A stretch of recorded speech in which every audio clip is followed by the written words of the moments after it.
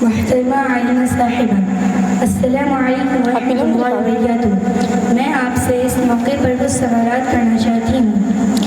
وعلیکم السلام ورحمۃ اللہ وبرکاتہ۔ وعلیکم السلام ورحمۃ اللہ وبرکاتہ۔ جی فرمائیے۔ عاشورہ کیا ہے؟ کیا اس دن کی کوئی اہمیت ہے؟ جی، دراصل تقویم اسلامی کے سب سے پہلے مہینے محرم حرام کا 10واں دن یوم العاشورہ کہلاتا ہے۔ یوم العاشورہ محرم کی تاریخ کو 10ویں تاریخ کے سلسلے میں مورخین لکھتے ہیں۔ اس دن بڑے بڑے واقعات رونما ہوئے۔ اسی دن بنی اسرائیل کو ان کے دشمن فرعون سے نجات دلائی گئی۔ اسی دن فرعون کا غرق کیا گیا۔ مسند احمد کی روایت کے مطابق اسی یوم عاشورہ کو نوح علیہ السلام کی کشتی جودی پہاڑ پر لنگر انداز ہوئی۔ اسی روز حضرت حسین رضی اللہ عنہ کی شہادت کا واقعہ بھی پیش آیا۔ حضرت ابو موسیٰ اشعری رضی اللہ عنہ سے روایت ہے کہ یہودی یوم عاشورہ کی بہت تعظیم کرتے تھے اور اس دن عید مناتے تھے۔ خیبر کی یہودیوں کی عورتیں اس دن عمدہ لباس اور زیور پہنتی تھیں۔ کیا اس دن کی روزے کی کوئی حیثیت موجود ہے؟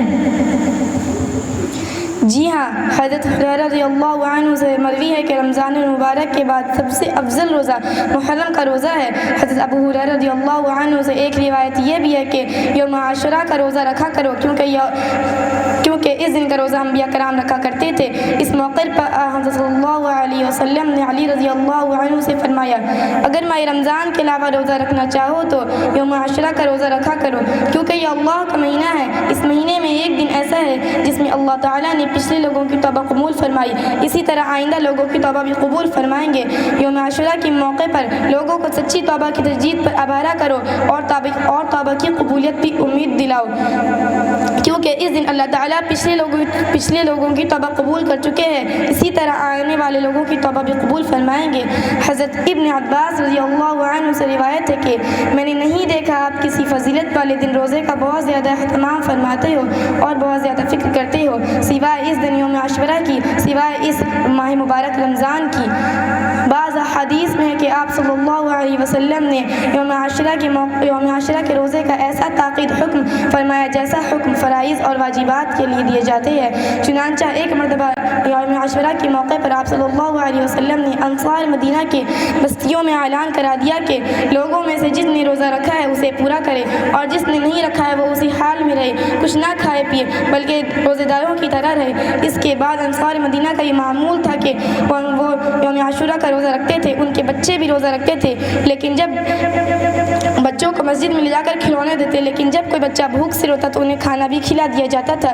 رسول صلی اللہ علیہ وسلم کا یہ ارشاد گرامی بھی تھا کہ مجھے اللہ تعالیٰ سے امید ہے کہ اس کی برکت سے 1 سال کے گناہوں کی صفائی ہو جائے گی۔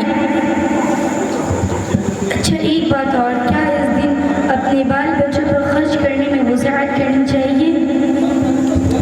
جی ہاں، ایک روایت ہے، من وسع علی عیالی فی یوم عاشورہ وسع اللہ علیہ فی سنۃ کلیہ، جو عاشورہ کے دن اپنے اہل و عیال پر وسعت برتے اللہ تعالیٰ اس کو پورے سال وسعت میں رکھیں گے۔ اس بنا پر حسکفی، شامی اور صاوی وغیرہ نے اس دن بال بچوں پر خرچ کرنے میں فراقے کو مستحب قرار دیا ہے۔ اس دن میں آپ کی طرف سے امت کو کیا پیغام ہوگا؟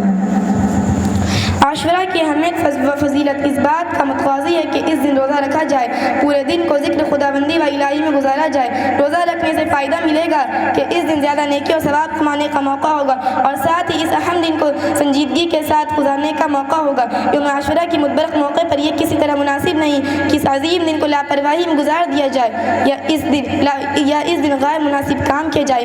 اللہ تعالی ہم تمام مسلمانوں کو اس دن کی قدر کرنے کی توفیق عطا فرمائے، آمین۔ السلام علیکم۔